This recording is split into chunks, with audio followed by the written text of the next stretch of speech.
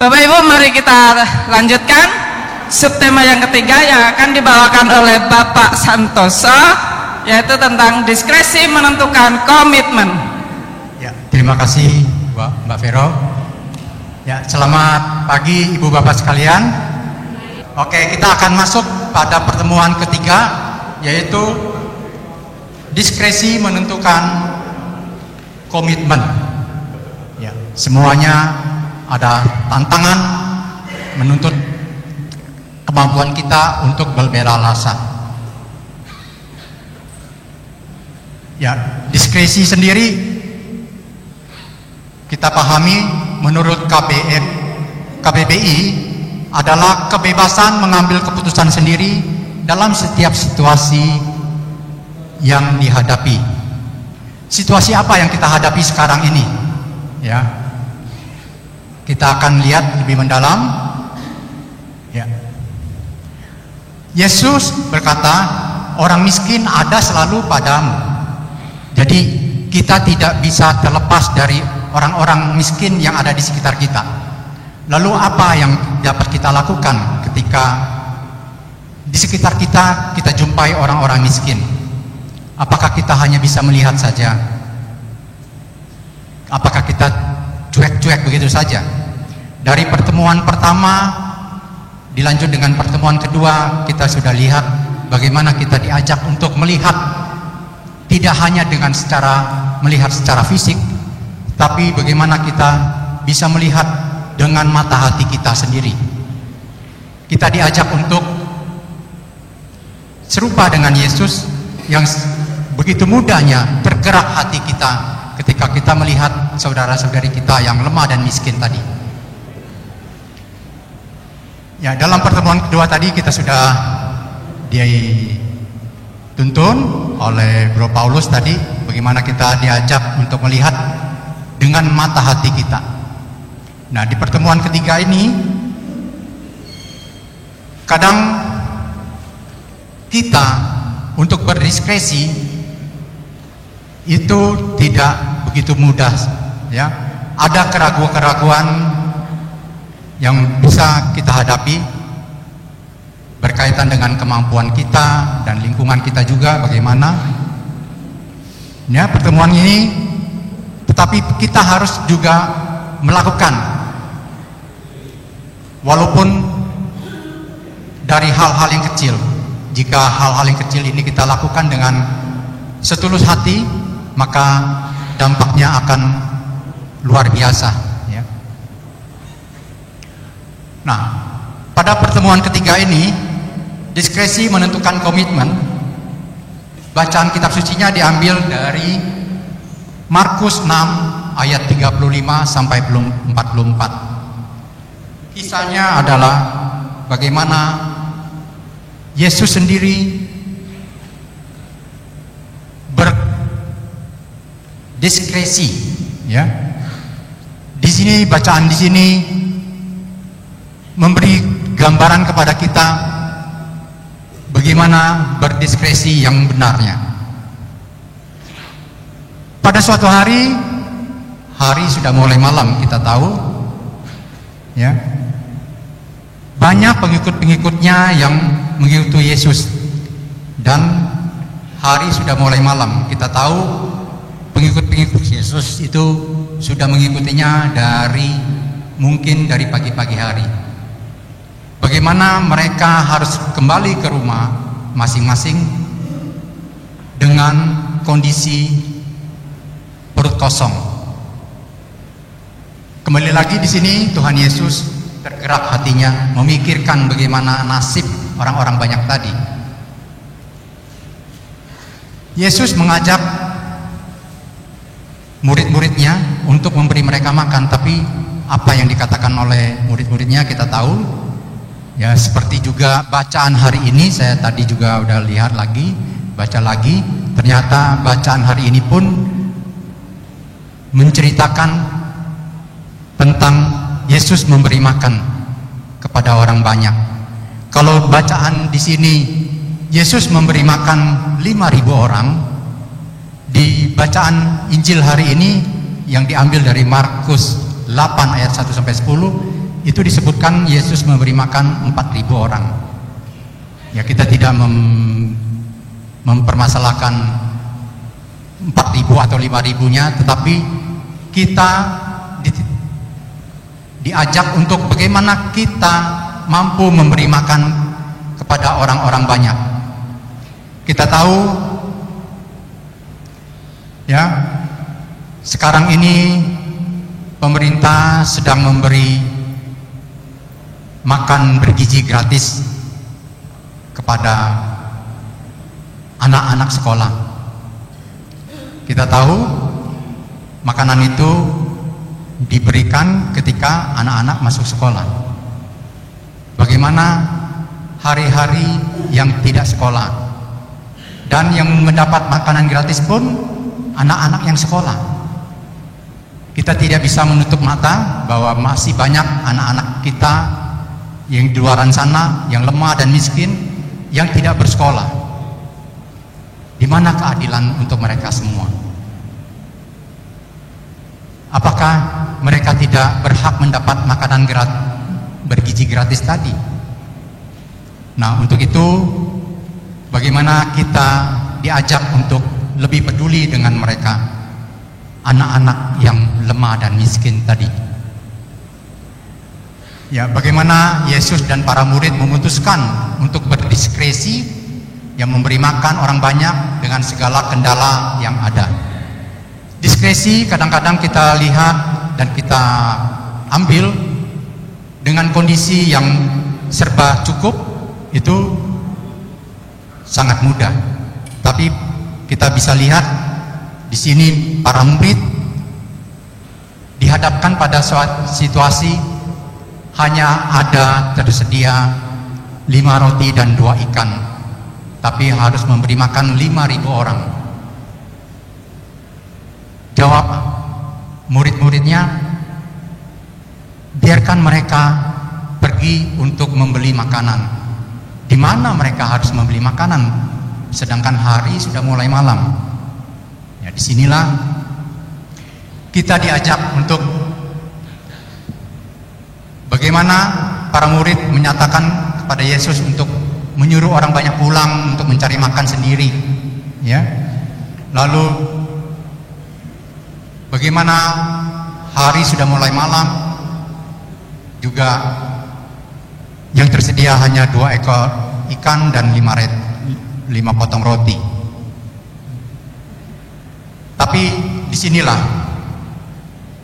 kembali lagi, dengan hal yang kecil, jika kita lakukan dengan setulus hati dan dengan sepenuh hati, maka hasilnya akan luar biasa. Di sini kita bisa lihat ternyata dari 5 roti 2 ikan masih untuk memberi makan 5.000 orang laki-laki, belum termasuk anak-anak dan wanitanya.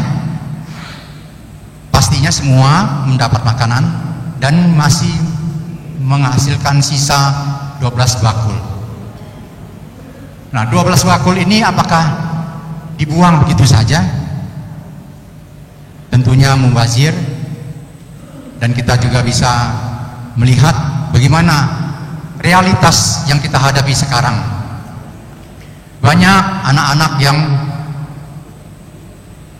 kekurangan gizi, banyak anak-anak yang sulit mendapatkan makan.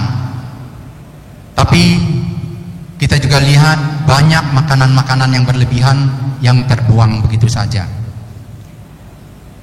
Berkaitan dengan makanan bergizi tadi, kita diajak untuk tidak membuang makanan tadi, ya, karena kita juga bisa lihat banyak anak-anak yang stunting, yang kekurangan gizi karena kekurangan makanan. Apa yang bisa kita lakukan? Lalu kita juga bisa melihat kalau tadi ada makanan-makanan yang berlebihan yang terbuang, kita juga bisa melihat anak-anak sekarang juga ada yang obesitas, yang kelebihan makan. Ya. Dan juga karena perkembangan teknologi kita, makanan-makanan yang tersedia sekarang ini adalah food processing, ya, makanan-makanan yang telah diolah sehingga gizinya pun juga berkurang dari apa yang semestinya diasup. Ini mengakibatkan dampak pada anak-anak kita dan kedepannya juga sebagai generasi-generasi penerus kita. Gereja kita ini mau diajak dibawa kemana kalau generasi kita, generasi penerus kita itu kualitas hidupnya sangat rendah. Bagaimana anak-anak kita yang masih muda sudah terpapar sakit-sakitan, ya, dengan diabetes, hipertensi, segala macam. Saya teringat bahkan 30 tahun yang lalu saya mendengar ada anak usia 10 tahun sudah mengalami cuci darah. Itu karena pola makan, pola konsumsinya yang tidak dikontrol. Anak yang usia 10 tahun setiap kalau harus minum minuman yang bersoda dengan pemanisnya sehingga ginjalnya rusak. Nah, hal ini perlu kita perhatikan bagaimana anak-anak kita juga sebagai penerus gereja kita supaya bisa hidup sehat. Nah, inilah kita dituntut untuk berdiskresi,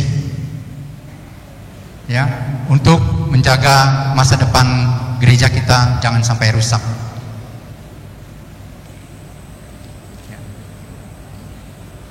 Apakah harus kita menunggu kita sakit baru kita makan makanan yang sehat? Ya, paradigma inilah kita harus balik paradigma ini. Kita makan makanan yang sehat untuk menjaga sakit penyakit kita. Kita perlu kebiasaan diri kembali dengan makanan-makanan yang alami, ya, yang tersedia, sehingga gerakan makan sehat yang sejalan dengan program pemerintah kita menuju Indonesia Emas tahun 2024 dapat tercapai, ya, sehingga kita mencapai Indonesia Emas bukannya Indonesia cemas. Ya, kisah-kisah inspiratif yang dapat kita sampaikan kepada umat di dalam pertemuan-pertemuan lingkungan nanti, bagaimana kita bisa mengajak umat memahami pentingnya makanan yang sehat untuk anak-anak sebagai makanan yang dibutuhkan dalam pertumbuhan anak-anak kita. Ya, kita diajak untuk lebih memahami bahaya makanan-makanan gula yang mengandung gula, garam, lemak yang berlebihan, juga risiko-risiko yang akan timbul ketika hal-hal itu berlebihan dikonsumsi. Ya. Jadi kita harus mulai dari sekarang, kita harus berubah. Berubah ini menuntut kita semua untuk berdiskresi. Ya, kita sudah dibekali dari pertemuan pertama, kedua tadi kita sudah diajak untuk melihat dengan mata hati kita sendiri apa yang perlu kita lakukan. Dan di pertemuan ketiga ini kita dituntut dan diajak untuk memutuskan dari sekian banyak masalah, problem yang kita hadapi, masalah apa yang harus kita prioritaskan. Ya, kira-kira intinya dari bacaan Markus 6 ayat 35 sampai 44 tadi, kita diajak untuk berdiskresi seperti Yesus berdiskresi memberi makan orang banyak tadi, tidak menunggu, tidak berpikir-pikir panjang. Demikian juga kita di dalam hal menghadapi permasalahan anak-anak yang kita hadapi sekarang, yang kekurangan gizi, yang mengalami obesitas segala macam, kita tanggulangi seperti apa. Ini hanya sebagai contoh-contoh saja yang dapat kita lakukan di dalam masa prapaskah kita tahun 2025 ini. Kita dihadapi dengan pilihan-pilihan untuk lebih peduli dengan saudara-saudari kita yang lemah dan miskin. Di masing-masing lingkungan mungkin mempunyai problem yang berbeda-beda. Pastinya di dalam pertemuan nanti diharapkan kita bisa menentukan prioritas utama di dalam aksi pasca kita, supaya kembali lagi bagaimana kita bisa mengalami transformasi tadi, yaitu menjadi hidup yang lebih baik lagi.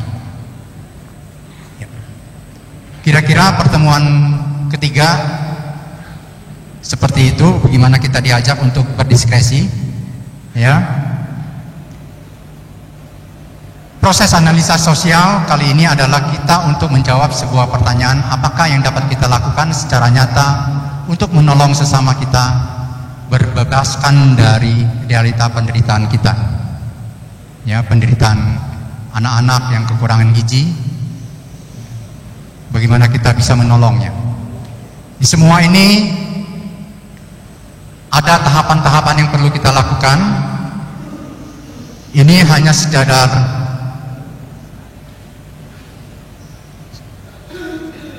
penjelasan singkat saja.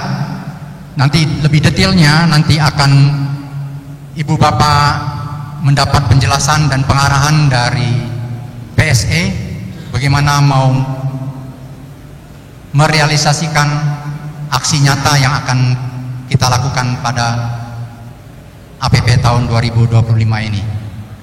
Ya, seperti hal-hal yang perlu kita perhatikan, analisa-analisa apa yang harus kita lakukan, juga bagaimana kembali lagi kita membuat kesepakatan di dalam pertemuan ketiga ini. Topiknya adalah puncaknya bagaimana kita bisa membuat kesepakatan apa yang harus kita lakukan di dalam aksi nyata nanti di tahun 2025 ini.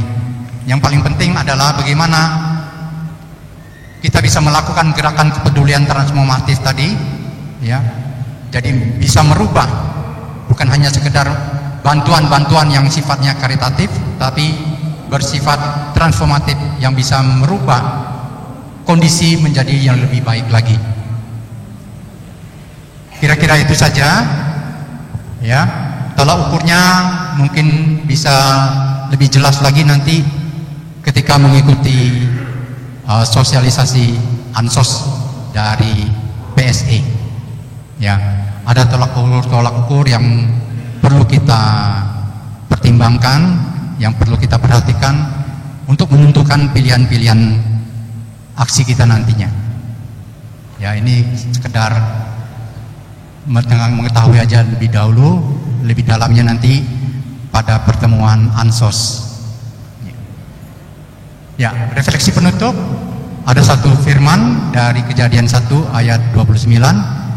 Berfirmanlah Allah, lihatlah, aku memberikan kepadamu segala tumbuhan yang menghasilkan biji di seluruh muka bumi, dan segala pohon yang buahnya berbiji, semua itu menjadi makananmu. Oke. Akhir kata, saya tutup sosialisasi pertemuan ketiga ini. Surat Efesus, kitab Imamat. Percaya kepada Yesus, kita akan selamat. Terima kasih. Terima kasih Pak Santoso yang telah memaparkan tema pertemuan ketiga. Kita lanjutkan dengan pertemuan keempat. Kita sambut yang meriah oleh Bapak Joli.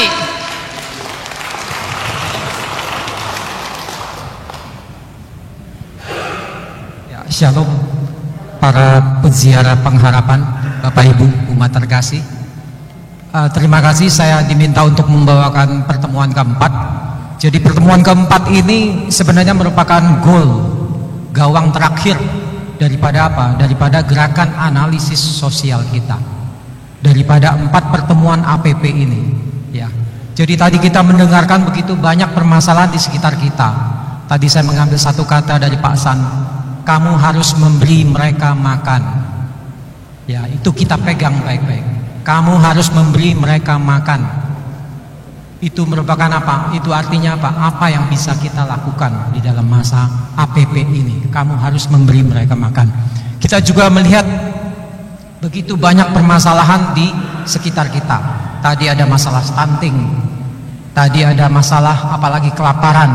Kemudian ada lagi masalah ibu bumi yang rusak. Ekologi, masalah ekologi. Belum lagi kita lihat di sekitar kita. Apakah baik-baik saja saat ini? Dunia kita sedang tidak baik-baik saja. Maka kita melihat itu, gambar pertama itu sangat dalam saya rasa ya. Saya mengambilnya tadi malam di Google. Jadi kita lihat seorang anak kecil melihat bumi secara keseluruhan seperti itu. Kira-kira gambaran imajinasi apa yang muncul dalam anak itu? Dia melihat sesuatu yang indah, bumi yang seharusnya indah. Dia mungkin berpikir saya bisa bermain di situ, saya bisa menetap situ, saya bisa segala sesuatu yang baik ada di situ. Tetapi kenyataannya apa yang kita hadapi hari ini? Bumi kita sudah rusak, keadaan sekitar kita banyak sekali permasalahan. Dan apa dampaknya? Dampak yang paling dalam itu adalah mereka-mereka, orang-orang kecil, orang-orang miskin, orang-orang yang terlantar, itu menjadi apa? Semakin miskin, semakin menderita. Lalu apa langkah gereja dalam hal ini? Gereja berinisiasi mengambil gagasan spiritual inkarnasi. Sudah pernah dengar Bapak Ibu spiritual inkarnasi yang tadi dijelaskan oleh Ibu Lydia?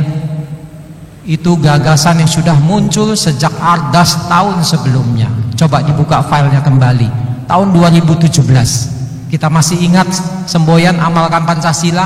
Itu asal usulnya dari mana? Spiritual inkarnasi. Apa maksud spiritual inkarnasi yang paling mudah bisa kita jelaskan nanti di lingkungan? Inkarnasi karnis daging, sabda menjadi manusia, Allah yang menjadi manusia, Yesus yang masuk ke dunia. Konsekuensinya apa? Ketika kita sebagai umat beriman, ketika Allah masuk ke dalam dunia, Allah turun menjadi manusia. Konsekuensinya apa bagi kita? Bahwa setiap pengalaman, setiap peristiwa yang melintas di dalam kehidupan manusia itu adalah tempat Allah menyatakan kehendaknya. Ya, itu harus kita pegang. Jadi apa? Kalau kita melihat sesuatu, itu kita selalu merasakan bahwa Allah berkarya di sana. Kita melihat penderitaan, itu penderitaan bukan apa-apa. Itu memang ada Allah di sana, berkarya di sana. Jadi tidak ada lagi pertanyaan tentang penderitaan, tentang suka duka, sukacita dan seterusnya seperti itu. Karena kenapa? Prinsip spiritual inkarnasi adalah apa? Setiap peristiwa pengalaman hidup manusia itu adalah tempat Allah menyatakan kehendaknya. Kalau demikian, kita terus berpikir bagaimana cara kita untuk melihat kehendak Allah. Kita semua di sini berdoa, ya. Kita semua di sini berdoa. Berdoa doa apapun Bapak Ibu lakukan, doa malam, doa pagi, doa taise, doa hening, doa Ignatian dan seterusnya. Sepanjang itu mengasah hati kita, mengasah mata batin kita menjadi apa? Menjadi mata kontemplatif, mata yang bisa melihat lebih jauh dari apa yang tampak. Ingat pertemuan kedua tadi. Ya, jadi langkah spiritual inkarnasi adalah apa? Pertama berdoa. Masih ada 2 langkah lainnya, cuman saya nggak ceritakan di sini. Nanti kita dalami di lingkungan. Dengan berdoa kita mengasah mata hati kita menjadi mata kontemplatif, mata yang bisa melihat lebih jauh dari apa yang tampak. Dengan demikian apa? Dengan dunia yang tidak baik-baik saja, kita akan memiliki kepekaan untuk melihat lebih jauh situasi-situasi di sekitar kita, khususnya dalam masa APP ini di lingkungan kita masing-masing, seperti itu. Ya, itu tujuan daripada apa? Melihat mata hati. Maka Bartimius dikatakan bisa melihat Yesus dalam keadaan buta. Orang buta kadang-kadang tidak buta, malah orang yang melek yang sebenarnya buta. Karena kenapa? Tidak peduli. Jadi di sini di dalam masa APP ini kita diajak untuk juga lebih peduli. Tema ardas kita apa? Kepedulian lebih. Ada kata lebih ya. Jadi itu bukan kepedulian kepada yang lemah dan miskin, tetapi ada kepedulian lebih. Artinya apa? Kita tidak melakukan hal-hal yang biasa di dalam masa APP ini. Kita melakukan hal-hal yang extraordinary. Makanya ada gerakan analisa sosial. Kita ada training ya nanti ya oleh PSE dan KAT tanggal 22 dan tanggal 1, silakan diikuti. Itu makanya kita ada gerakan analisis sosial ini untuk apa? Untuk mempertajam gerakan-gerakan kita. Bukan untuk mengadakan hanya untuk rame-rame, enggak. Sebenarnya apa gerakan aksi gerakan nyata ini sudah kita lakukan belum? Sudah. Sejak berdirinya gereja Yakobus itu sudah banyak orang membantu orang miskin. Terus di sekitar kita ada yang kelaparan, kita bantu, ada kebanjiran, apalagi ada COVID segala macam, itu kan semua kita sudah bantu, kita sudah melakukan aksi nyata. Tetapi apa yang diminta gereja saat ini adalah apa? Dengan landasan spiritual inkarnasi, Allah yang turun menjadi manusia, kita diajak untuk lebih lagi turun ke jalan-jalan. Paus Fransiskus mengatakan apa? Saya lebih suka gereja yang memar dan kotor yang telah turun ke jalan daripada apa? Gereja yang sakit yang sudah aman di dalam kenyamanannya sendiri. Maka kita nggak heran sekarang kalau cari pastor susah ya. Mau misa arwah, mau misa apapun cari pastor nggak ada. Karena kenapa? Semua turun ke jalan. Gitu. Ya toh, pastor sudah sering ke lingkungan-lingkungan untuk menjenguk umatnya seperti itu. Itu karena apa? Gerakan daripada Paus Fransiskus. Nah, bagaimana dengan kita? Kita diajak untuk melakukan satu gerakan analisis sosial, namanya nanti gerakan kepedulian transformatif. Ada 3 gerakan, nanti saya jelaskan sekilas. Tapi di sini mau dikatakan dalam merencanakan aksi nyata. Kita akan membuat satu diskresi menentukan komitmen tadi, dimulai dari pertemuan ketiga, itu dengan dasar apa? Analisa sosial. Apa itu? Nanti ikuti trainingnya di PSE. Bagaimana itu? Poin-poinnya apa? Ikuti trainingnya di PSE. Dengan rambu-rambu itu kita akan menganalisa kebutuhan-kebutuhan program-program apa yang bisa kita lakukan di lingkungan kita masing-masing dengan apa? Dengan kapasitas yang ada di lingkungan kita masing-masing. Problema setiap lingkungan kan berbeda ya. Jadi kita nggak bisa sama ratakan seperti itu. Maka nanti ilmunya itu ada di Ansos ya. Spiritual inspirasinya itu ada di KKS seperti itu. Kita akan lihat inspirasi apa yang bisa kita lihat. Baik Bapak Ibu, itu yang mengawali ini. Jadi kita lihat, saya lanjut. Kita lihat latar belakangnya tadi saya sampaikan, dunia kita sedang tidak baik-baik saja. Maka perlu kebersamaan kita. Let's do something together. Bukan melakukan sendiri-sendiri. Itu makanya ini adalah kerja paguyuban, ya, kerja bersama. Tetapi kadang kerja bersama itu suka apa? Suka berkelahi. Itu pasti. Murid-murid Yesus juga begitu. Yakobus dan Yohanes mencari kedudukan ketika sedang bersama-sama dengan Yesus. Dia mencari kedudukan, tetapi apa? Orang lain sedang apa? Sedang mewartakan seperti itu. Tetapi kalau kita berjalan bersama, kemudian bersama-sama dengan Yesus, yang terjadi seperti apa? Seperti perjalanan ke Emmaus Journey, orang-orang EJ ini banyak di sini, ya tak? Awalnya bertengkar ketika Yesus datang, kemudian apa? Bertransformasi menjadi orang yang lebih percaya kedatangan Yesus. Bahkan ketika Yesus memecahkan roti, mereka berkata, hati mereka berkobar-kobar seperti itu. Jadi kebersamaan penting. Kita melayani bersama-sama seperti itu. Sikap bela rasa dengan ikut terlibat di dalam karya keselamatan Allah, kita memberikan pengharapan. Ya, gereja yang senantiasa berpengharapan itu harapan daripada Monsinyur Kardinal Ignatius Suharyo seperti itu. Kita menjadi komunitas yang senantiasa memberi pengharapan kepada orang-orang lain. Contoh, kita tidak usah malu-malu di dalam melakukan gerakan aksi nyata untuk mencontoh apapun gerakan-gerakan yang sudah mapan, yang sudah eksis ya. Saya akan ambil 2 contoh di sini. Yang pertama adalah Rumah Teduh Suryo. Ini semua ada di buku ini. Ya. Apa coba yang menginisiasi Romo Yosef sehingga bisa memunculkan yang namanya Rumah Teduh Suryo? Kita bisa lihat ya kegiatan-kegiatannya secara umum. Yang paling utama dan terutama adalah apa? Mencari kehendak Tuhan. Itu kita tidak bisa luputkan situ. Bagaimana caranya? Tadi saya sudah bilang di awal, bagaimana caranya mencari kehendak Tuhan? Kita berdoa. Dengan berdoa mengasah mata hati kita untuk menjadi mata yang bisa melihat lebih jauh apa yang tampak. Mata kontemplatif. Dengan mata yang lebih peka seperti itu, kita mencari kehendak Tuhan, kita bisa melihat situasi sekitar. Itu yang dilakukan Romo Jo.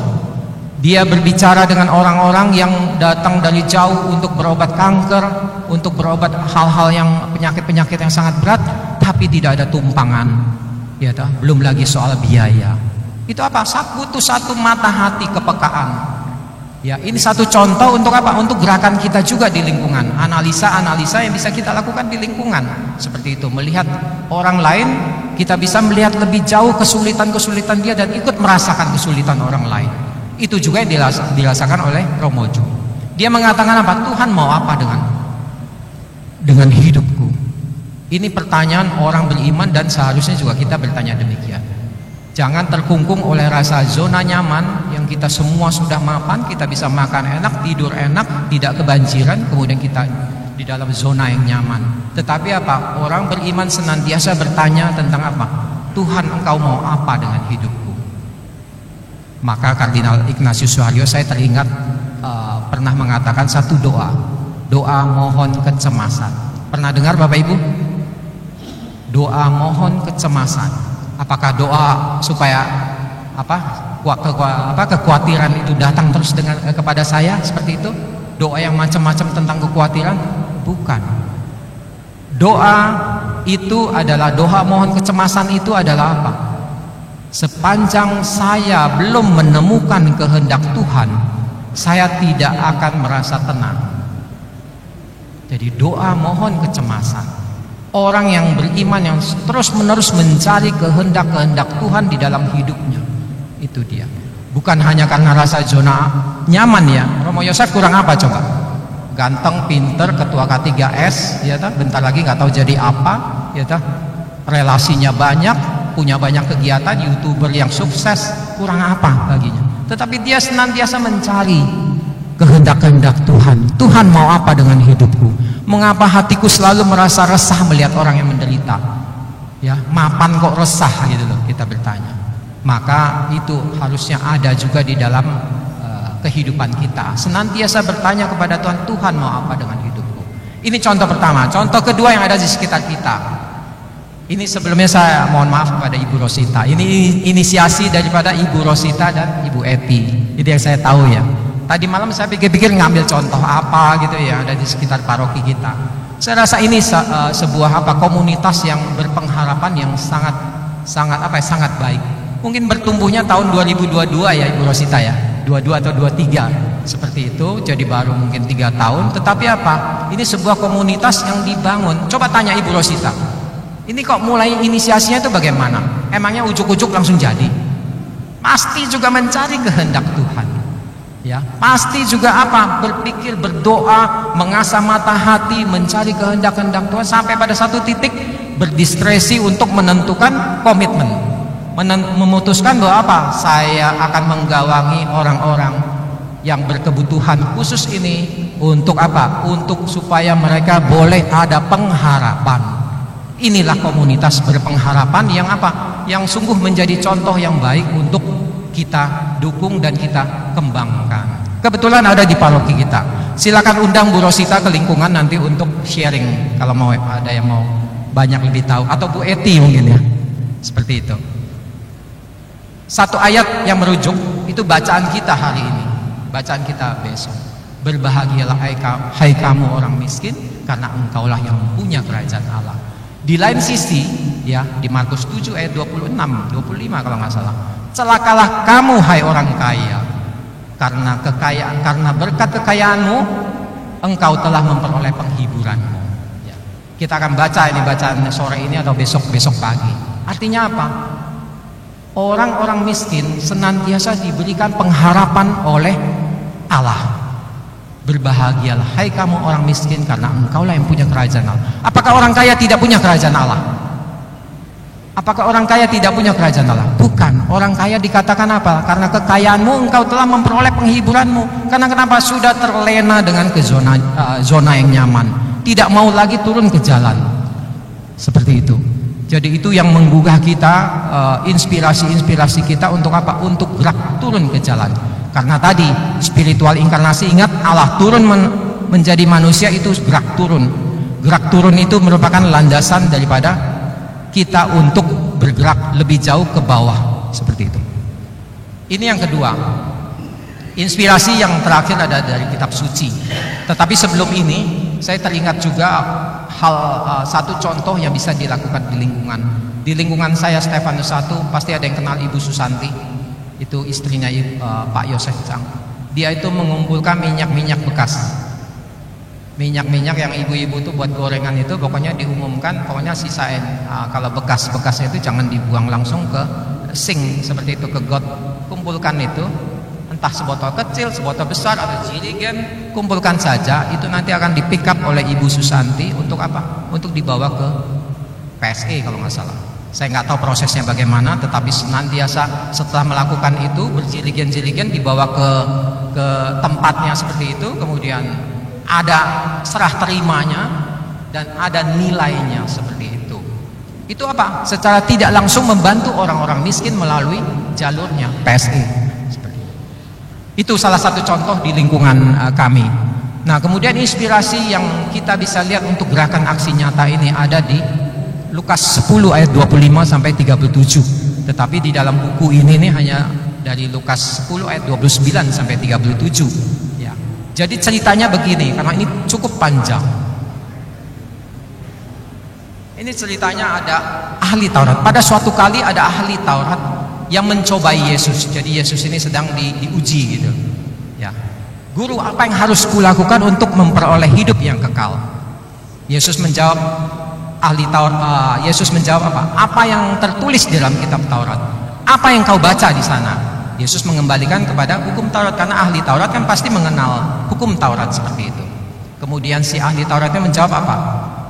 Kasihilah Tuhan Allahmu dengan segenap hatimu, dengan segenap jiwamu, dengan segenap kekuatanmu, dan dengan segenap akal budimu, dan kasihilah dirimu sendiri kasihilah sesamamu manusia seperti dirimu sendiri. Jawabmu itu benar. Perbuatlah demikian maka engkau akan hidup. Ini yang babak pertama, yang dialog antara ahli Taurat yang mencobai Yesus seperti itu. Kemudian apa? Untuk membenarkan dirinya, ahli Taurat itu kan orang nggak puas. Ahli Taurat itu kan orang yang senantiasa mengorek-ngorek kesalahan orang. Dia tidak puas dengan jawaban Yesus. Dia mau menguji Yesus ini ahli Taurat beneran atau ahli Taurat yang dari jalur lain yang sebenarnya nggak ngerti apa-apa. Dia menanyakan kembali, kalau begitu, dan siapakah sesamaku manusia?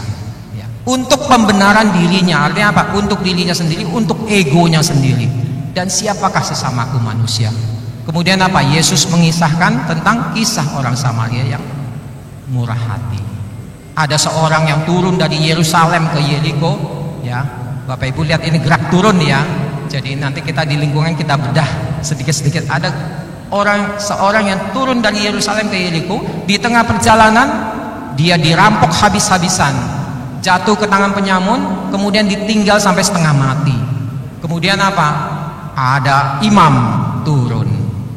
Ya, kebetulan mungkin habis misa atau habis ibadah, ada imam turun, tetapi hanya melihat dari seberang jalan dan ia lewat saja. Sama yang dilakukan oleh orang Lewi, orang kedua, lewat saja, hanya melihat, tidak melakukan apa-apa, lewat saja. Yang ketiga adalah orang Samaria. Tahu orang Samaria? Orang Samaria itu musuh daripada orang-orang Yahudi. Kenapa bermusuhan? Nanti kita di lingkungan kita cerita lebih jauh. Jadi ini orang Samaria apa? Begitu melihat apa yang dikatakan di dalam kitab suci, tergeraklah hatinya oleh belas kasihan. Tergeraklah hatinya oleh belas kasihan. Ya. Kemudian apa yang dilakukannya? Dia merawatnya, menyiramnya dengan minyak dan anggur, kemudian apa? Menaikinya ke atas keledai, kemudian membawanya ke tempat penginapan. Sesampai tempat penginapan, dirawatnya. Keesokan harinya dia menyampaikan kepada orang yang pemilik tempat penginapan untuk merawatnya dan memberikan 2 dinar. Kalau masih kurang biayanya, nanti setelah saya kembali saya akan bayar. Kita lihat satu proses bantuan yang tulus dari orang Samaria yang tergerak oleh belas kasihan. Dari awal sampai akhir, ya, bukan hanya mengantar atau bukan hanya memberikan uang kepada siapa untuk mengurusi, enggak, tapi diurusi, dibalut dukanya, dirawat, kemudian dinaikkan ke atas keledai, transportasi, kemudian sampai tempat penginapan, masih juga ditungguin sampai apa? Keesokan harinya. Ya, coba kita renungkan sedikit, ada enggak orang yang begitu saat ini? Kalau itu bukan keluarga kita, kita lihat, maka tema Ardas kita adalah kepedulian yang lebih, bukan yang biasa-biasa, kepedulian yang lebih kepada mereka yang lemah, miskin, dan tersingkir. Kemudian apa? Poin di sini adalah setelah diceritakan itu apa? Ahli Taurat tadi mungkin berpikir bahwa Yesus akan menjelaskan tentang sesama manusianya, itu artinya apa? Orang yang jatuh ke tangan penyamun, orang yang malang itu pasti sesama manusia. Tetapi apa? Ternyata pemikirannya terbalik. Yesus membalikkan pertanyaannya menjadi apa? Di antara ketiga orang itu, menurut pendapatmu, siapakah yang menjadi sesama dari orang yang jatuh ke tangan penyamun itu? Di antara ketiga orang itu. Jadi Yesus membalikkan pertanyaannya. Kita lihat, Yesus membalikkan pertanyaan ahli Taurat dan menunjukkan inti persoalan sesungguhnya. Tadinya dia bertanya, siapakah sesamaku manusia? Itu untuk membenarkan dirinya, dan jawabannya kita semua udah tahu, pasti orang yang jatuh ke tangan penyamun. Itu kan sesamanya, orang yang tertimpa kesulitan. Tetapi Yesus membalikkan, bukan itu yang penting, tetapi pelakunya, orang yang menolongnya. Bagaimana kamu memiliki hati yang ikhlas? Kamu tulus gak menolongnya? Makanya jawaban daripada ahli Taurat itu siapa? Itulah orang Samaria, orang yang telah menunjukkan belas kasihan kepadanya. Itu benar, jawabanmu itu benar, pergilah dan perbuatlah demikian. Ya. Jadi Yesus membalikkan kepada apa? Fokusnya bukan pada orang yang kita tolong, tetapi pada saya. Aku ini sesama bagi siapa? Saya ini sesama bagi siapa? Saya sudah diberkati dengan segala yang saya punya, ya. Saya boleh ke gereja sana sih, saya boleh melayani sih. Sekarang apa yang saya punya ini untuk siapa? Aku ini sesama bagi siapa? Itu suatu renungan bagi kita. Maka saya tulis di situ, dengan segala kebaikan yang kupunyai, aku ini bisa menjadi sesama bagi siapa? Apakah saya memilih-milih? Lihat orang Samaria tadi, saya bilang bermusuhan dengan orang Yahudi. Kenapa dia mau menolong orang Yahudi yang jatuh itu? Apakah dia melihat ini bangsa musuh saya, kenapa harus saya tolong? Bapak Ibu, kita secara terbuka kadang-kadang kita terbelenggu oleh hal-hal seperti itu, bukan? Kita terbelenggu oleh hal-hal apa? Dendam masa lalu, perbuatan orang yang kadang-kadang menyakiti kita, kemudian kita sukar lupakan, kita tidak mau melihat dia dan seterusnya. Tetapi tidak pada saat ini, tidak pada aksi Prapaskah ini. Kira-kira apakah aku memilih-milih? Apakah aku bisa menjadi jalan bagi sesama untuk tahu apa arti mengasihi Tuhan dan juga mengasihi sesama? Ya, kita sekaligus apa? Mewartakan kasih kepada orang lain. Ini kurang lebih nanti untuk pendalamannya kita lihat di lingkungan. Nah, apa inspirasi tadi? Udah ada contoh soal tadi Rumah Teduh Suryo, ada Living Boat, kemudian yang ketiga bacaan daripada Lukas sendiri, ya, tentang siapa kita, aku ini sesama bagi siapa. Kita melihat bahwa di dalam APP ini ditawarkan ada 3 gerakan kepedulian. Pertama adalah gerakan kepedulian karitatif. Ketika kita menolong, ketika kita kunjungan sosial ke panti-panti sosial dan juga keluarga miskin, atau kita ke panti werda dan lain sebagainya, itu masuk dalam kategori gerakan kepedulian karitatif. Saya rasa kita semua di lingkungan sudah sering melakukan ini. Yang kedua adalah gerakan kepedulian transformatif. Saya rasa ini merupakan poin daripada analisa sosial, gerakan analisa sosial kita, bahwa kita diarahkan ke sini. Yang kedua yang saya birukan ini, gerakan kepedulian transformatif, di mana melalui proses ansos direncanakan suatu aksi nyata untuk menolong sesama dari kesulitannya dengan apa? Menyelesaikan akar masalahnya dan memberdayakan subjek sasaran yang ditolong, sehingga diharapkan dapat bertransformasi menjadi kehidupan baru yang lebih baik, adil dan sejahtera. Jadi melalui ansos kita diminta untuk membedah, ya, membedah lebih jauh lagi hal-hal yang kita perlu ketahui untuk apa? Untuk selanjutnya direncanakan dengan aksi program nyata. Yang ketiga adalah gerakan kepedulian advokatif. Ini membela sesama yang mengalami ketidakadilan atau kemiskinan yang disebabkan oleh struktur sosial yang tidak adil. Demikian maka kita bisa sharingkan aksi nyata di lingkungan kita, baik yang sudah kita lakukan, kita lihat apa yang sudah kita lakukan, terus kemudian kita programkan apa yang akan kita lakukan dengan apa? Dengan prinsip SMART. Semua ada di buku ini ya Bapak Ibu.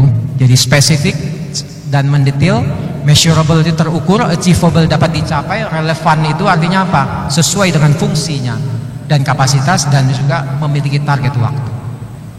Demikian Bapak Ibu, saya rasa untuk ini, untuk lebih jelasnya kita bisa dalami buku ini, dan mungkin kita bisa bertemu di lingkungan nanti. Terima kasih. Terima kasih Bapak Joli. Untuk selanjutnya, oke Bapak Ibu, mari kita tutup dengan doa penutup yang akan dipimpin oleh Bapak Andreas. Bapak Andreas mohon maju ke depan.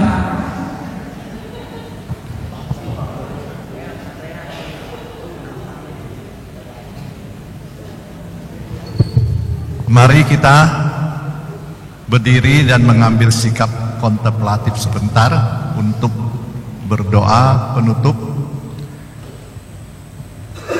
Dalam nama Bapa dan Putra dan Roh Kudus, amin. Terima kasih Tuhan Yesus, selama hampir 3 jam sebagian besar umat kesayangan-Mu yang di paroki Kelapa Gading telah berkumpul. Kata akhir kami dalam penutupan pertemuan ini, walaupun sulit ya Tuhan, kami percaya Engkau Yesus Kristus tidak jemu-jemu membimbing kami, dan kami mengharapkan ada 3 kata dalam kehidupan kami setelah meninggalkan ruangan ini.